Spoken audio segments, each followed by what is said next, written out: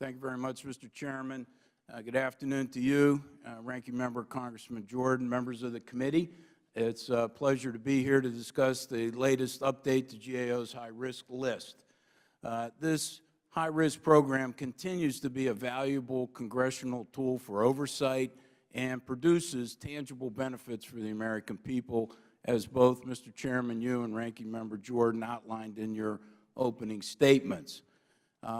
I'm pleased to report that of the 35 areas, 7 have made progress since our last update in 2017.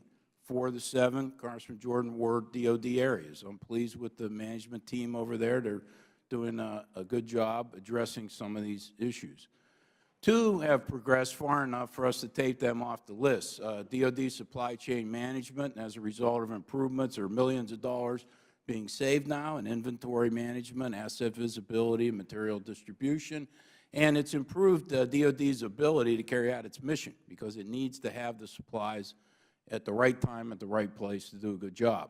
The other area is mitigating gaps in weather satellites. We were very concerned about this years ago because it would diminish the ability to get long-term and short-term weather forecasts, which are so necessary to protect life and property.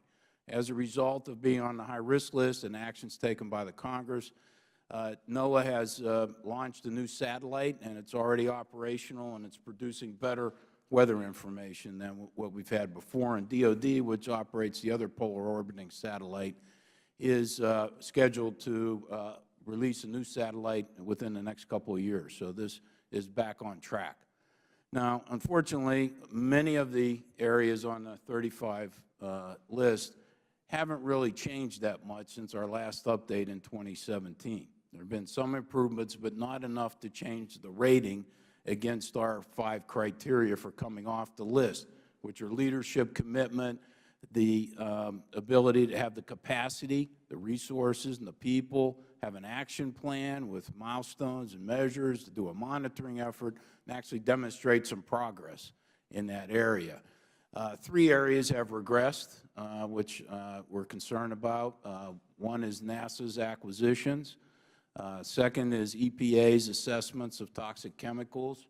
And the third is limiting the Federal Government's fiscal exposure by better managing climate change risks. Now, we're have added 2 areas in the update. One is government-wide personnel security clearances, as has been mentioned. We added that in January 2018, and at that time, the backlog was 700,000. So the backlog has been lowered to 565,000 now, so we're making some progress in that regard. Second, we're adding today is the acquisition programs at the Veterans Administration. They're outdated policies and practices. They haven't been able to save a lot of money. It's one of the largest procurement budgets in the government.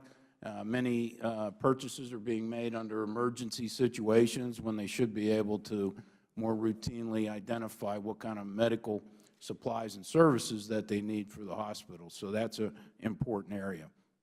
There are a number of areas that I want to single out for this committee that I think are very important. One is the Pension Benefit Guaranty Corporation. The multi-employer portion of that pension system is likely to be insolvent by 2025. That means about 11 million Americans will only be able to likely receive $2,000 a year for a pension. I mean, this is not adequate, so that's a big problem. Second is the federal role in housing. Finance, Fannie Mae and Freddie Mac are still under federal conservatorship from the global financial crisis. Ginnie Mae's portfolio now is over $2 trillion. FHA portfolio is $1.2 trillion. A lot of lending now is made by non-banks, which are not very well regulated, and all the risk has moved to the Federal Government. 71% of the loans now for individual mortgages are supported by the Federal Government, either directly or indirectly. Cybersecurity needs to be addressed. We did a special update last year, and we testified before 2 subcommittees of this committee on the urgent actions that are needed to be required in that area. Veterans health care remains a problematic area, as well as a lot of improper payments across Medicare, Medicaid, Earned Income Tax Credit, and, of course, the tax gap. which is very significant. So I thank you for the opportunity to be here, Mr. Chairman. I look forward to answering all your questions.